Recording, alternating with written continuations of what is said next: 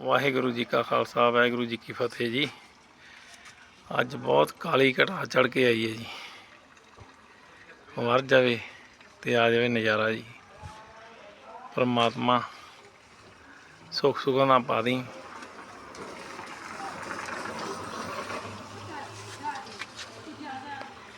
फसलों को बहुत जरूरत है जी हुण तां।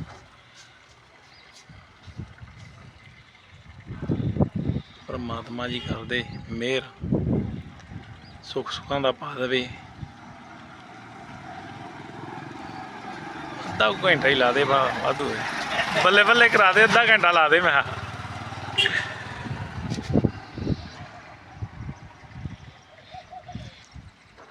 अगे नूं जाई जांदा जी, खड़ नहीं रहा। वैसे